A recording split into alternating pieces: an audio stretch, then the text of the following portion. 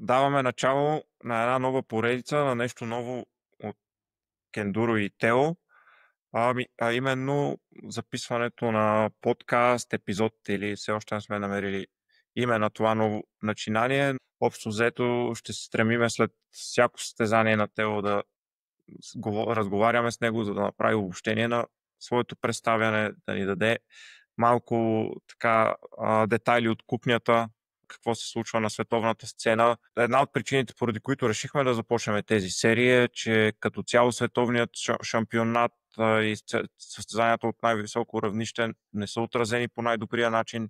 Нали, какъв по-добър начин да разбереме повече за тези състезания от това да разговаряме с един от най-добрите пилоти в света, а именно Тео. Какъв по-добър старт на тези серии от разговор за третото му място на едно от най-трудните състезания в света, именно Ерсберг Родео. Тео, здрасти! Поздравления за уникалното представяне през изминалия уикенд и се надявам да се получи един доста добър и интересен епизод. Здравей, Младенски! Благодаря за поздравленията. Радвам се, че започваме този нов проект. Пък нека да видим дали на хората ще им хареса, дали ще има желание да го продължаваме. Ние така съвсем импровизирано започваме. Вчера сутринта с тебе комуникирахме и ето, че вече днес снимаме. Нека да го направим по нашия си начин, а пък хората ще кажат дали им хареса. Добре, да започнем от това да ни дадеш едно кратко общение на изминалия уикенд. Премина Ерсберг Родео в Австрия. Както може би повечето от вас знаят, това е най-тежкото еднодневно състезание в света. Обикновенно се записват от 1200 до 2000 човека, като накрая до състезанието достигат 500 посредством квалификации. И аз от тези 500 хванах подиум, трето място. Не беше лесно, но така чрез много премеждия, възвишения и спадове от към карането ми по време на състезанието, аз успях да се добера до третото място и съм доволен, имайки предвид всичко случило се. Тази връзка, какви бяха очакванията преди самото състезание, да успя да ги достигнеш тези очаквания? Аз не оставам с чувство след състезание дали съм доволен или разочарован на база очаквания и резултат, а на база на това какво се е случило, как съм карал, какви грешки съм допуснал, какви добри ходове съм направил по време на състезание. Смятам, че това е много по-адекватно и измеримо, отколкото просто да имаш очакване за някаква конкретна позиция, класиране, защото само по себе си това не е под твой контрол. Не е под твой контрол да си първи, втори или трети, или който и да е. Под твой контрол е да караш чисто, да си минаваш изкачванията без да закъсваш, нали, да се фокусираш върху някои техники, които знаеш, че понякога ги бъркаш. Примерно аз лично, като съм изморен, започвам да карам както падне. Не толкова технично, ами просто продължавам. Изключвам мозъка и в моя случай това е нещо, с което се боря и така си напомням по време на състезание. Мога да кажа, че специално за Ерсберг аз съм доволен от резултата, но също знам, че имам потенциал да направя много по-добро каране. Някои костващи много време грешки. Енергия не е чак толкова, но време. Вече смятам, че съм достигнал ниво, на което съвсем осъзнато контролирам колко енергия изразходвам, когато направя грешка и не прегарям толкова, колкото в началото на кариерата ми. Но мога да направя по-чисто състезание и това ме радва, защото виждам, че има една дупка за напредък, върху която мога да работя. Супер. Винаги можем повече, но това наистина е доста интересен начин на мислене, нали, да се концентрираме върху това, което можем да контролираме и оттам нататък да градиме. Това е единствения действащ. Да. В спортен план. Според мен не само в спорта, но и в всеки един аспект, но това е тема, върху която можем повече да я развиеме в някой друг епизод. Може да поканим някой философ като трети гост да я доразвие. Да, точно. Или спортен психолог. Един въпрос сега съм подготвил, който съм сигурен, че вълнува доста от зрителите, понеже знаеме, че Ерсберг се слави като най-трудното трасе. Може да кажеш с какво тази годишното трасе беше по-различно от предни години и беше ли то по-трудно? За мен всеки Ерсберг през личната ми призма става по-лесен, но всъщност смятам, че трасетата стават по-трудни. Просто когато напредвам от към техника и умения, силите, които хвърлям в техничните части, са по-малко. Но масата състезатели, нали, аз разговарям с почти всички състезатели и има опитни състезатели, които са в хард ендурото от 15-20 години. Примерно Коди Уеб, Джарвис, Тейди Блазусяк. Всички казват, че трасетата и състезанията стават по-трудни и интензитета, темпото, с което топ състезателите караме от старта до финала, се покачва. Така че това е една тенденция, която не мисля, че ще слезе надолу, а експоненциално нивото ще се вдига все повече и все повече. Който иска да бъде на върха, трябва да наваксва. Добре, ама можеш ли да извадиш така един чекпоинт от трасето, който ще ти остане в съзнанието като най-предизвикателен? Нека малко ще се върна на предния въпрос, тъй като смятам, че има нещо много общо между всички ендуристи в България и то е, че ние нямаме умения да караме на камъни. В България няма камъни. В смисъл, има мънички камънчета, обаче човек трябва да отиде в чужбина. Хората, които са ходили на Ерсберг и са се разхождали с Карлс Динър и измината, въобще знаят за какво става на въпрос. Огромни са и ние нямаме опита да се справяме с такъв тип терен. Което е тегаво. Идвайки от България е тегаво на състезание да караш толкова големи камъни, никога не си тренирал.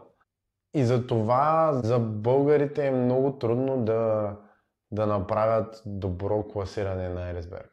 Просто формата и начина, по който караме в България е по-горски, по-рали. Има бързо каране, но то е такова между дърветата, пътеки. Специфично ендуро правим в България. Тук не казвам хубаво е или лошо.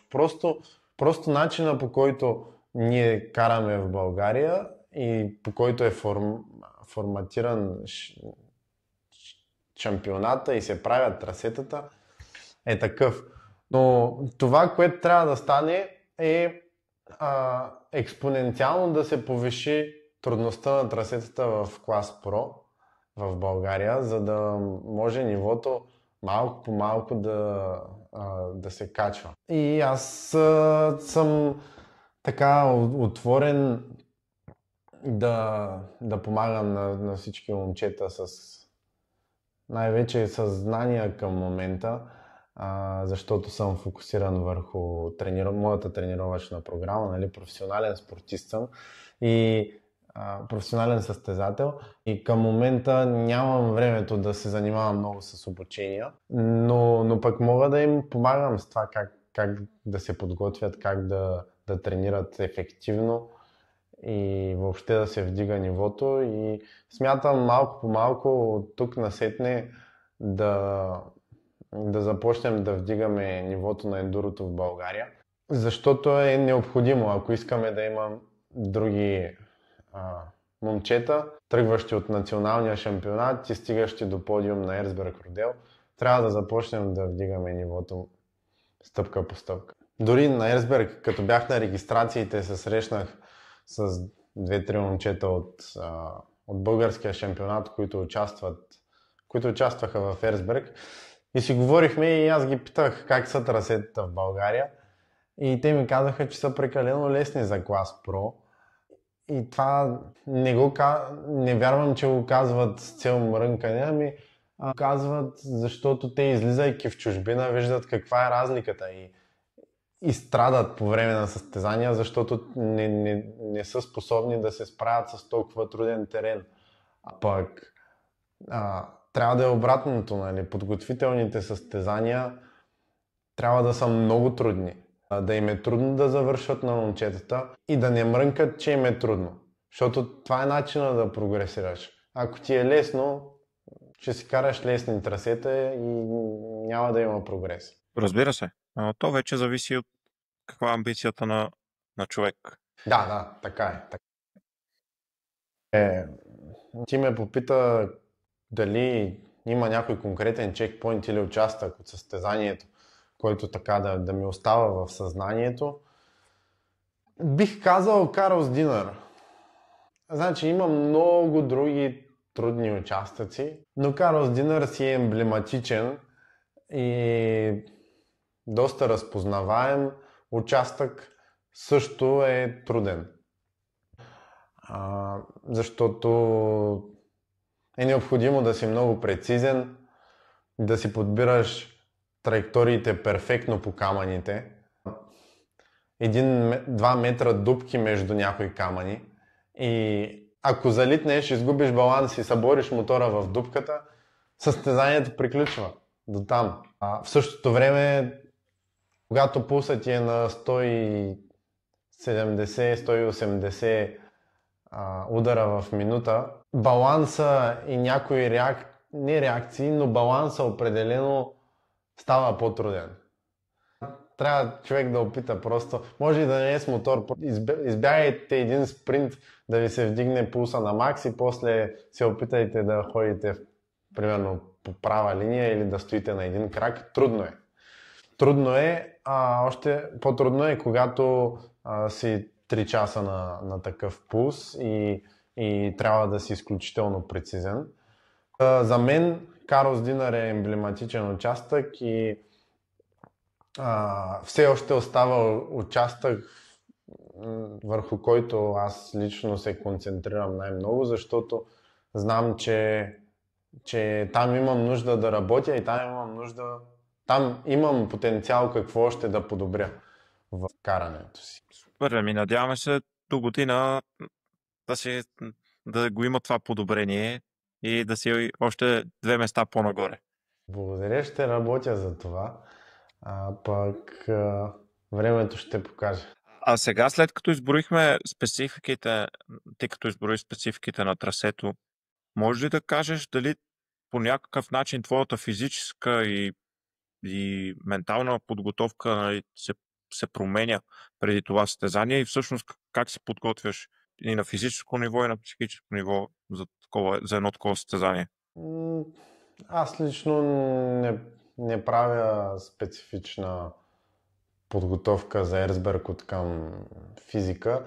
Физиката трябва да се поддържа постоянно. Не е момента 1-2 седмици преди състезание да започнеш да тренираш много здраво.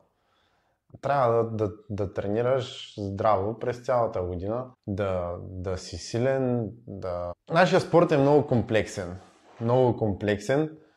Може би е редно да степенуваме нещата. На първо място е техниката, уменията на мотора. На второ място е физиката и на трето място е психиката. Нямаш първото и второто, имаш третото, не става. Второто и третото нямаш първото, не става. Трябва да започнеш техника, физическа кондиция, ментална. Това са трите компонента и няма вариант да елиминираш някой от тях. Важно е да си техничен, да си ефективен на мотора, да хабиш малко енергия, изпълнявайки правилно техниките, карайки мотора, не возейки се на него. Това е трудно и на нас ни е трудно. Както виждате по клиповете, почти всички от най-добрите състезатели правят грешки от време на време. Най-добрият е този, който прави най-малко и кара най-чисто. Добре, ти имаш ли специфична стратегия, влизайки в състезанието, или тази стратегия я правиш на момента, базирайки се на това как се развива състезанието? В принцип не се придържам стриктно към фиксирани стратегии, защото състезанията са динамична среда и не всичко зависи изцяло от теб.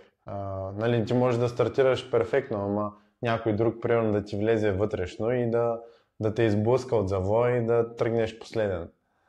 Както се случи миналата година? Не, миналата година имаше фал старт.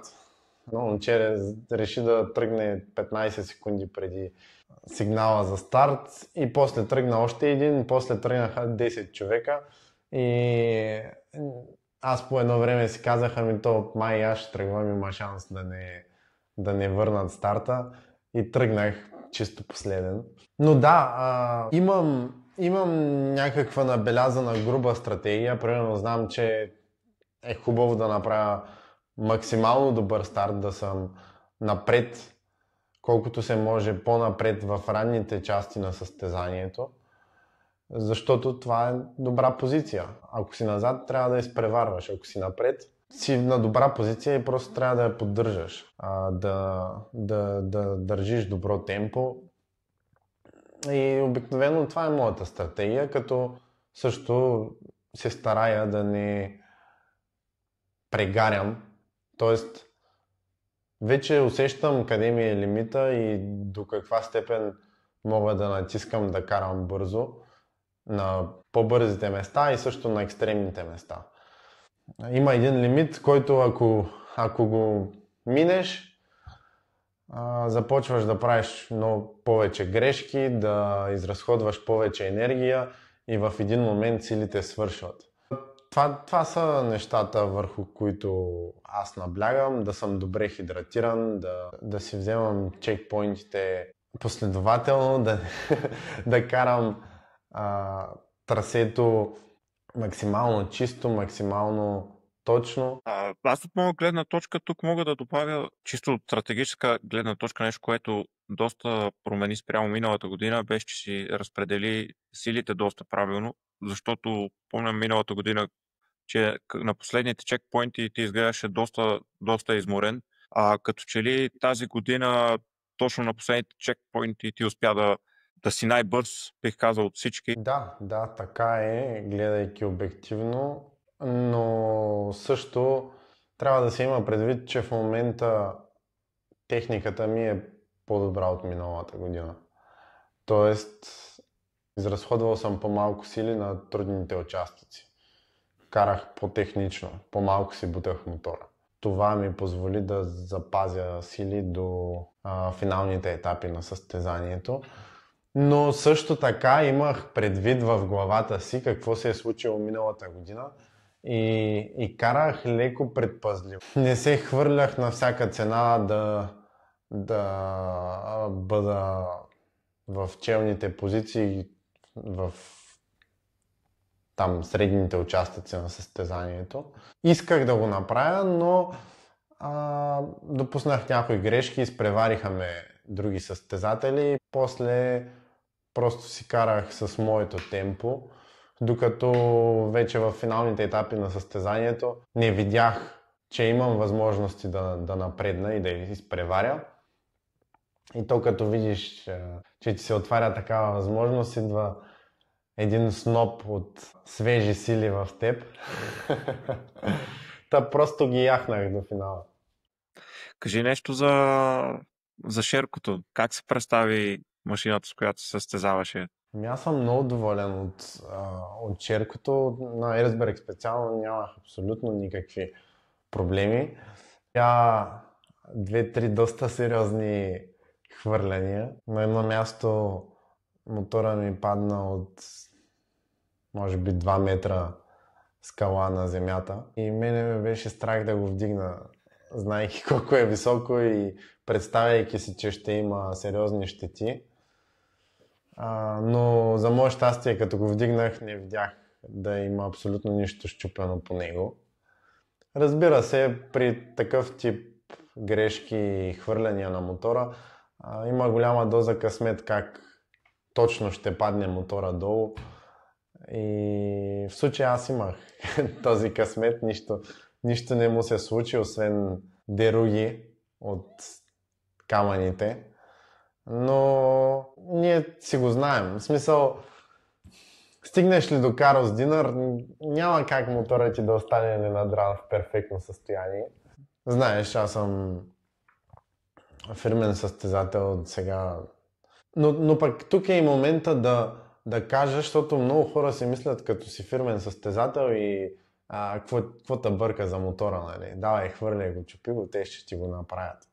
Това е много грешен начин на мислене и на разсъждаване, защото ти ако си мундар от рано, ще си мундар цял живот. Трябва човек да се научи да си пази нещата, мотора, да го съхранява. Първо е много по-евтино, докато не си фирмен състезател. Ако пък въобще не те, ако си от хората, от малката част, от които не ги интересуват финансовата част, то е важно да си пазиш мотора, за да финишираш безаварийно.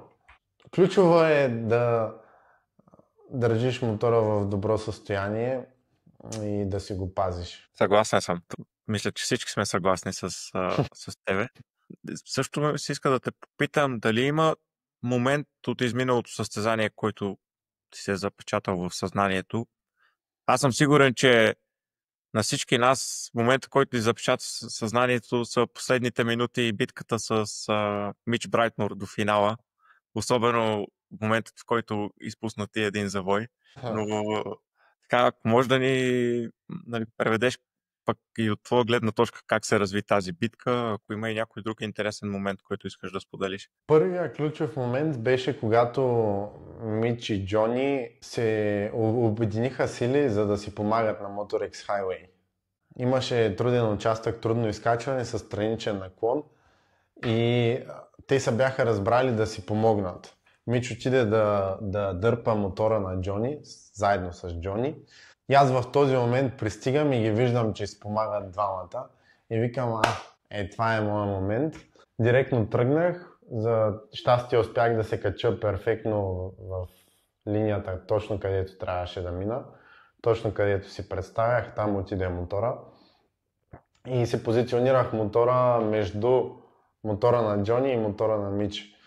Те бяха свързани ръце, защото нямаше как да издърпат мотора на Мич без да ме изчакат. И тогава, докато бях там на ръба и си бутах мотора, Джони стои до мен, изчаквайки аз да си избутам мотора и вика: "Аре, давай, по-бързо, давай, Тео." Опитва се да ме стресира, да направя грешка. И аз му викам: спокойно, има време, не се притеснявай. И така спокойно си избутах мотора, излязох пред тях и вече един чекпоинт преди финала Мич беше зад задната ми гума. Чекпоинт Lazy Noon, то е последния чекпоинт преди вече да излезем на пътя, който е за отвеждане към финала. И на този чекпоинт имаше хлъзгави камъни. И така пътеката сингъл трейл, такава тясна пътечка. И от тази тясна пътечка се откланяме наляво и започваме да качваме камъните нагоре. И това отклонение, нали, от пътеката наляво е наклон. И на мене задницата ми се завъртя, хлъзна ми, беше така трудно място. И се отвори възможност Мич да мине, защото той беше веднага след мен, аз трябваше да се върна до тази позиция. Той се качи пред мен и аз вече вътрешно си викам, знаейки, че това е последното изкачване, трябва да го мина там, защото после започнат ли пътищата, няма изпреварване. И тръгнах след него, той се качва, аз след него катеря с мотора, хлъзга ми се задницата, мотора буксува. Желанието си да бъда бърз, започнах да губя сцепление. Ама избутах си мотора, държа близка дистанция и вече виждам отгоре, излизаме от байра и Мич излиза пред мен, примерно 15 секунди пред мен. И аз вече такъв съм... няма как да стане, защото вече, ако това е последният труден участък, той развинтва гъста и е пред мен на подиум. И само излизам от това последното изкачване и гледам още една камара с камъни. И той спрял там. Линията е вдясно. Аз само видях, че вляво има малко място да мина с едни огромни камъни големи. Само засилих мотора и просто вярвах, че ще се кача горе. Не знам как точно се качих и къде намерих мястото да мина, обаче стана. Получи се и си забих мотора от горна страна.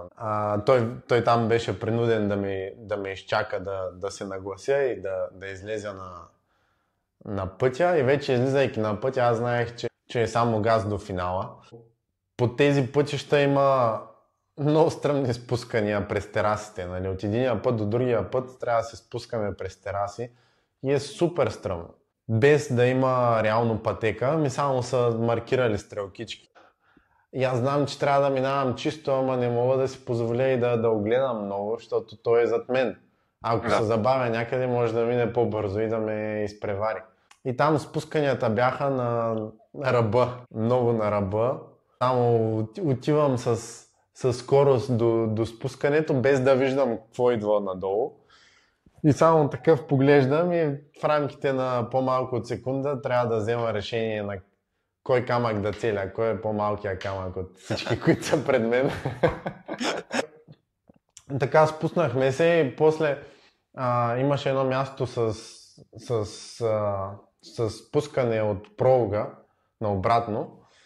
И аз отидох прекалено бързо с скок надолу по спускането и толкова бях концентриран просто да запазя баланса си на мотора, да не отида някъде извън трасето, че в един момент, както съм концентриран да спася ситуацията, гледам оградата, металната ограда пред мен, все едно оградата ме набива наляво. И аз свивам наляво и в момента, в който свивам наляво, гледам стрелкичката закачена на гумите направо. Минавам между гумите и оградата и гледам Мич вдясно. Дава газ, обаче имаше една камара. И скача от камарата и докато мотора му е във въздуха, нали, той скача нагоре, гумата не задвижва през това време. И аз съм дал пълна газ и той докато е въздух, аз вече ускорявам и той пак зад мен. И финиширахме гума зад гума, като аз си запазих позицията и финиширах на подиум, което беше яко, защото се получи епична битка точно на финалните метри. Тя беше, от зрителска гледна точка, беше наистина супер интересно. Това е много интересно нещо, което каза за това съперничество и в същото време как някои си помагат, може би защото са народници. В такава ситуация как се чувстваш? Изнервяш ли се или се опитваш да останеш максимално спокоен? Не се изнервям. Виж, аз разбирам, не се състезавам от вчера, разбирам какви са желанията и намеренията на всеки. Всеки иска да е по-напред и е в кръга на нещата. Ако си в позиция, в която е изгодно да си помогнеш с някой, си помагаш. Ако не си, не. И всички действаме на този принцип, като си има неписано спортменско правило, че нали, когато се обединиш или някой дойде, то обикновено се питаме: искаш ли да си помогнем? Да, окей, идвам, помагам ти, после ти помагаш на мен. То като сделка е. И те тази сделка я бяха направили преди аз да се появя. Та, аз виждайки ги, че са се обединили, ми беше ясно, знам какво ще се случи, нали? После Джони трябва да се върне да му помогне на него. И да, това е ситуацията. Няма нищо лично. Аз се разбирам с всички, но също разбирам и спорта. А в тази връзка, как успяваш да се справиш с стреса преди самото състезание? Някъде мисля, че видях кадри как преди старта си сложил слушалките и слушаш музика. Нали? Как успяваш да останеш спокоен преди самия старт? Слагам слушалки, защото аз съм човек, който обича да остава със себе си и особено в такива ключови за мен моменти. Искам да съм с моите мисли вътре в себе си, не искам да, да си говоря за живота с някакви хора, които бегло познавам точно преди старта. Няма толкова важно какво да си кажем, така или иначе. Не знам, преди бях много стресиран, прекалено превъзбуден на стартовете и това ми влияеше недобре. Напоследък се вълнувам, но съм доста по-спокоен. Има ги така пеперутките в стомаха, но и също имам вече опита. Карал съм толкова състезания, че някак си става една идея по-приемливо. Винаги го има вълнението, никога не отминава напълно, но е хубаво, че го има. Щом го има, значи на човек му пука за това, което предстои. Така е. А пък и ако го няма, май по-добре е човек да се занимава с нещо друго. Така че... Сигурно. Сигурно си прав. Най-много се вълнувам, когато виждам, че мога да бъда по-добър в някакво отношение. И така, сега си говорим. На мен идната седмица ми предстои състезание в САЩ. В понеделник летя след 3 дни. Това е една дупка в момента между двете състезания и аз съм супер развълнуван за тренировките, които правя между двете състезания, защото съм виждал сега на Ерсберг някои неща, които не направих като хората. А всъщност умея ги. Просто ума ми в тази ситуация не разигра правилно картите. И сега тренирам точно това на определени неща, които съм видял, че не съм направил супер добре. И това ме вълнува и ме зарежда да имам сили да тренирам, да се усъвършенствам, да пътувам. Ерсберг е, може би, състезанието с едно от най-посещаните състезания със сигурност и публиката е на 90% от трасето има публика. Как усети подкрепата на публиката и най-вече ми се струва, че имаше доста българско присъствие сред зрителите. Усети ли тази подкрепа? Имаше момчета от България. Ами аз най-вече усетих, че семейството ми беше там, нали, баща ми Алекс, приятелката ми Михаела беше с мен, помагаше ми. Това мен лично много ме успокои и така чувствах се, че имам хора около себе си. Също знаех, че отбора ми са там заради мен. Това ми дава също много сили. Иначе, българи на място, виж, аз знам, че има много хора, които ме подкрепят в България и не са там. Това ме зарежда много. А тая година физически на място нямаше супер много българи. Може би около 10 човека бяха на състезанието за подкрепа, което е супер и много се радвам, че тези хора са дошли и викаха и аз много го оценявам, но ще се радвам да има повече състезатели от България и повече зрители. Тук мисля, че трябва да споменем, че не знам дали е рекорден брой български участници тази година, но освен теб имаше още, ако не се лъжа, 4-5 момчета, включително и твоя брат. Какво мислиш за тяхното представяне? Аз мисля, че всички от тях успяха да се класират сред най-добрите 500 и да стартират в неделния ден. Не съм сигурен, но мисля, че всички се класираха или само едно момче не успя да се класира, не съм сигурен. Не, по принцип не е рекорден брой. Участвали са около 15 човека на Елисберг от България преди години. Но пък това, което прави впечатление е, че бяха все млади момчета. С младостта върви превъзбудата. Малко се бяха превъзбудили на квалификациите. Имаше камикадзе изпълнения първия ден. Мисля, че само едно от момчетата не падна на пролога. И времето му беше добро първия ден. Втория ден вече се напънаха, не че но вече от...